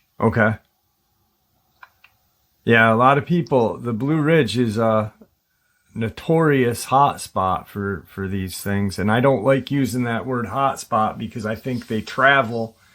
You know, they like to travel. I don't think they migrate. I just think they're nomadic, you know? Like Indian tribes back in the day, they would just travel with the food went, you know? And yeah, it's pretty insane. Now, what I've noticed around here about this time of the year during hunting season and everything, Bigfoot tend to be more vocal, and you tend to hear them more around this time of the year. Okay. And the dogmen seem like they'll go away. But the past couple of years, it has not been that. That's not happened. The Bigfoots come in and started hollering. The dogmen has not left. Okay. They don't go nowhere. I don't know exactly where they are, but they're around my area. I think they stay on my property sometimes because they're in my woods a lot. Yeah. I think they have a den around here somewhere.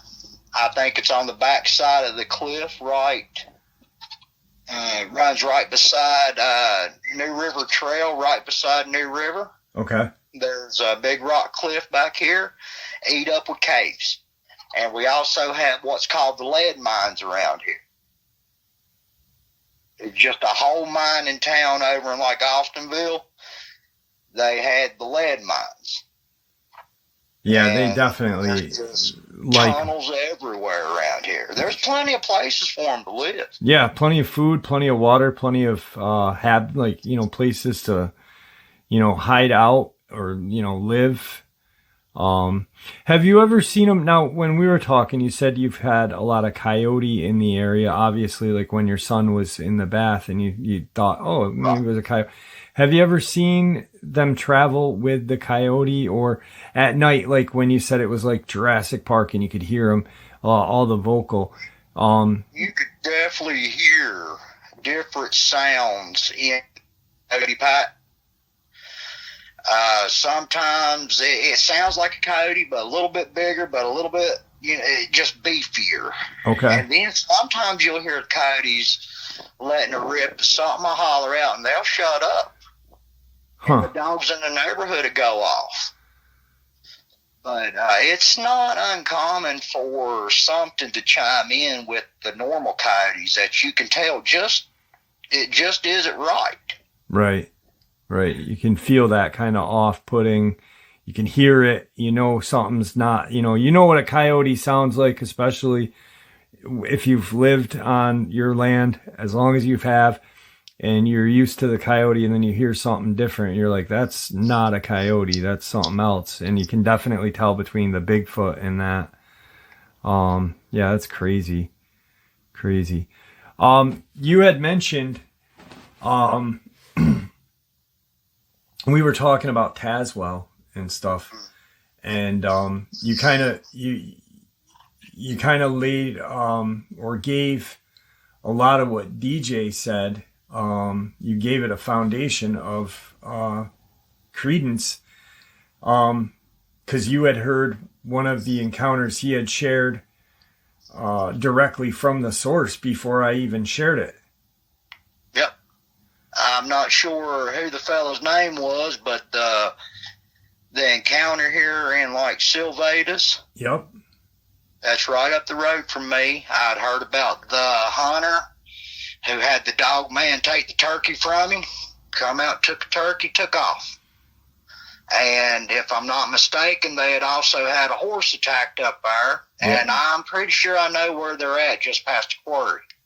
Okay, yeah. And I'd heard it from, there's a little, it's a little gem mine. Okay. Near our area. And he had told that fella, and he had relayed it to me, and then I heard you tell it a couple months later, and I was just like, wow.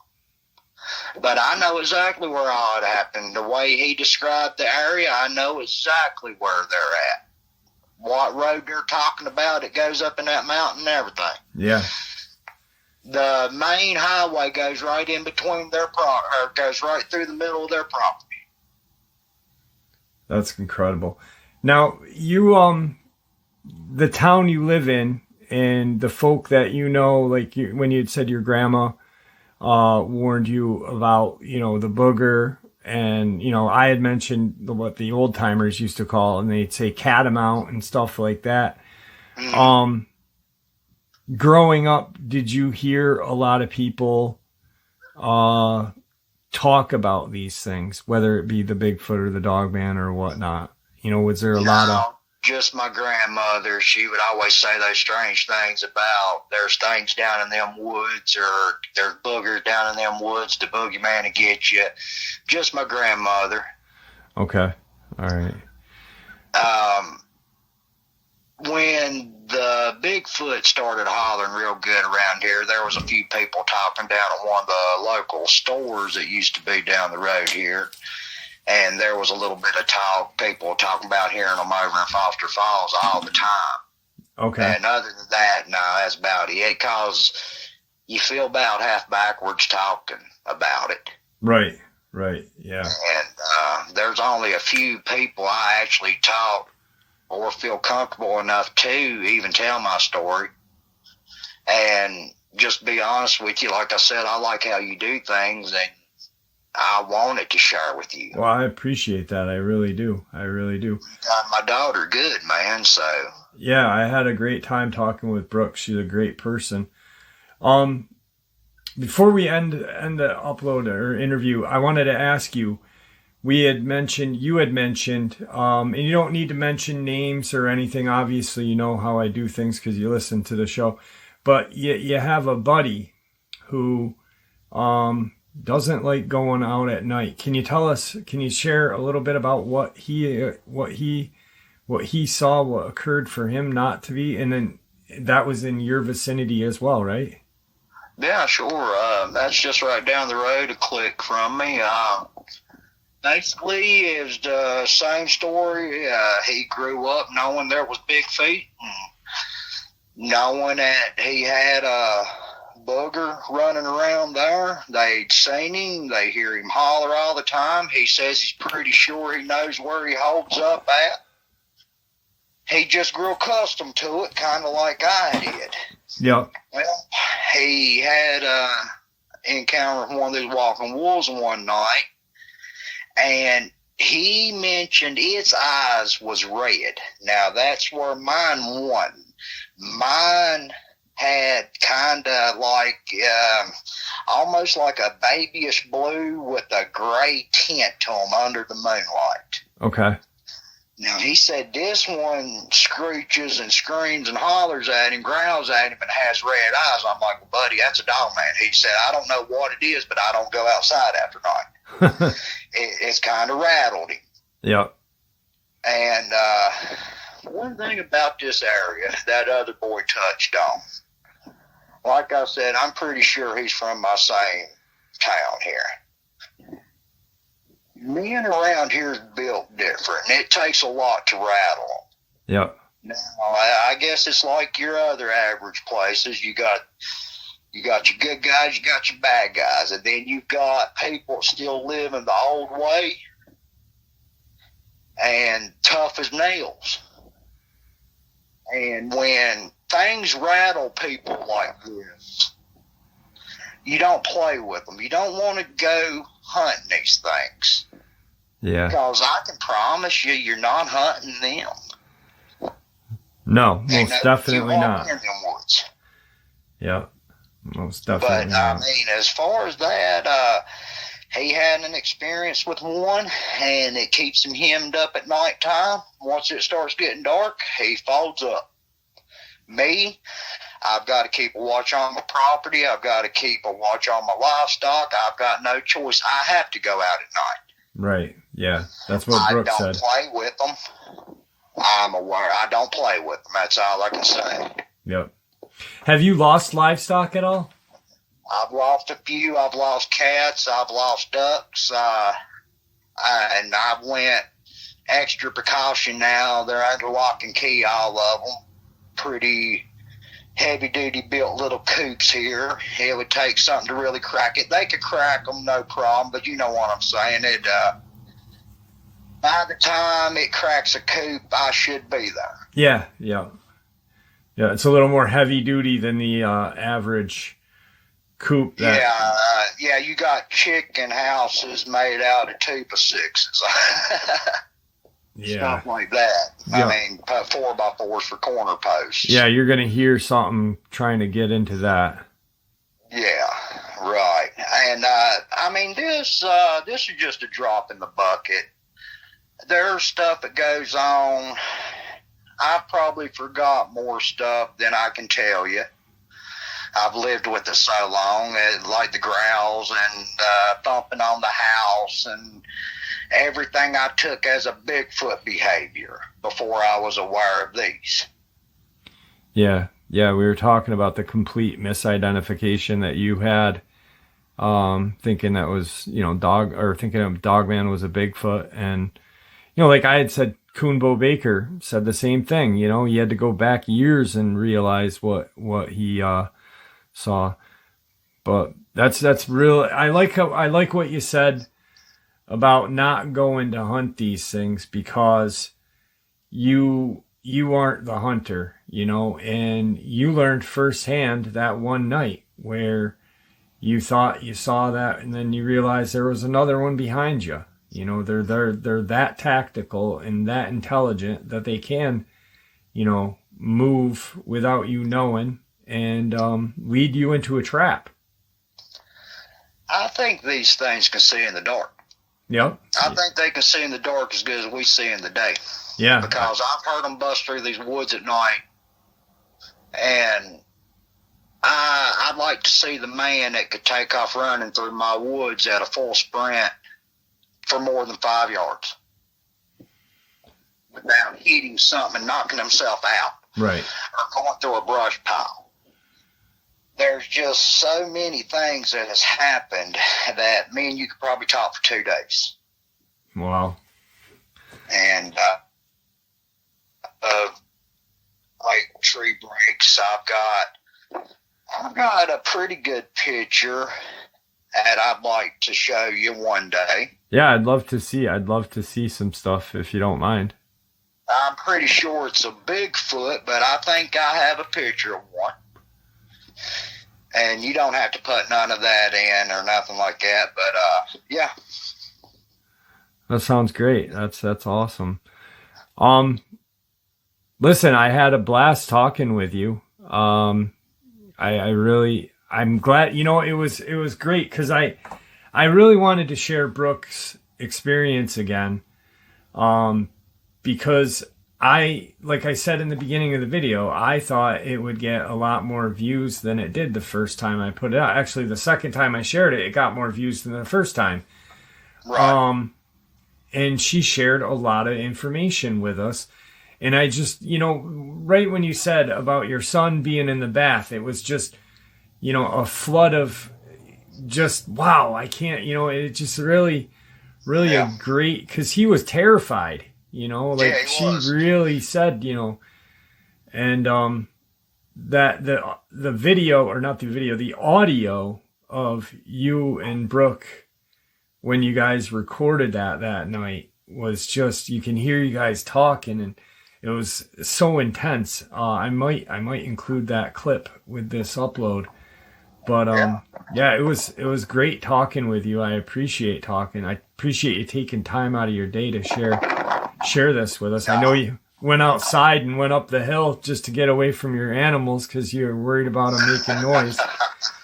So, but yeah, I will tell you this before we get off the phone. Yes, sir. That boy is 8 years old now. Okay. He can still tell you what he's seen, and his story hasn't changed. And the youngin still won't go and use the bathroom by himself. Wow. And he was about 3 when it happened. And I literally have to walk with him to the bathroom and stand outside the bathroom and let the boy go urinate or whatnot, because he's so afraid that he's going to see something in that window again, which I've got blinds and curtains and stuff, Yep. That night they went and drawn. Yeah. I mean, it was wide open. But there's just a few things that I still got to do. And that's one of them. He's 8 years old, and I've got to stand outside the bathroom door. Yeah. Hopefully that changes.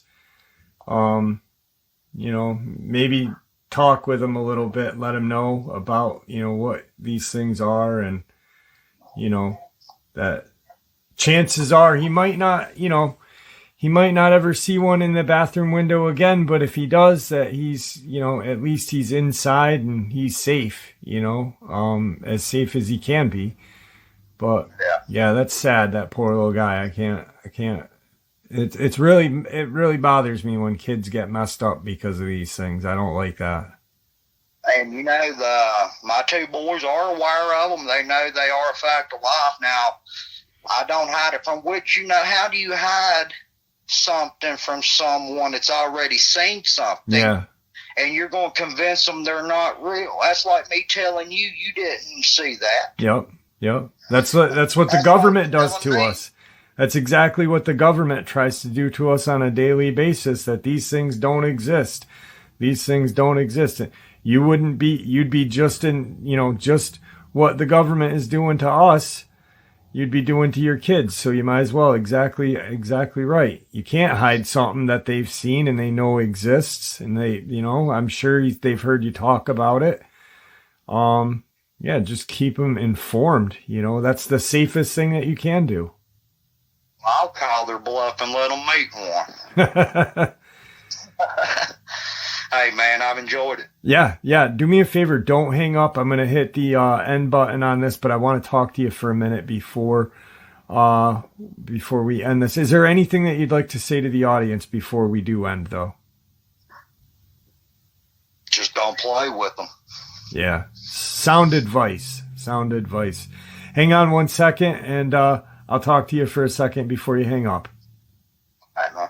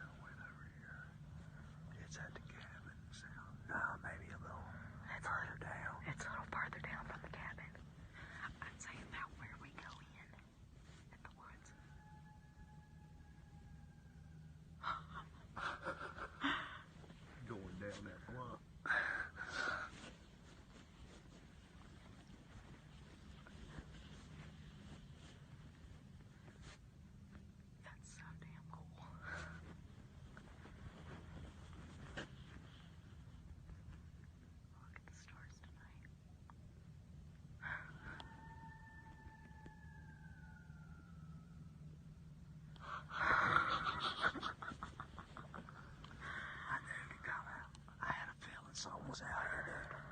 I can feel it. I don't know what the fuck it is. I'm just hoping and praying that this damn phone got it. I think it's a foot, because there's nothing. Even dogs is like... These dogs in this neighborhood goes crazy over anything. Yeah, that's a weird damn owl, whatever it is. The coyotes went off. But other than that... I don't care how cold it is out there. I want to jump. All right, folks, I hope you all enjoyed that amazing interview, father and daughter, with the audio that they were able to capture. She really is super into researching these cryptids, especially the Appalachian region.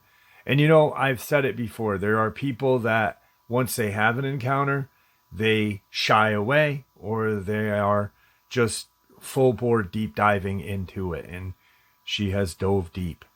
Guys, thank you for supporting the channel. It is your support, after all, that helps the channel to continue to grow and go.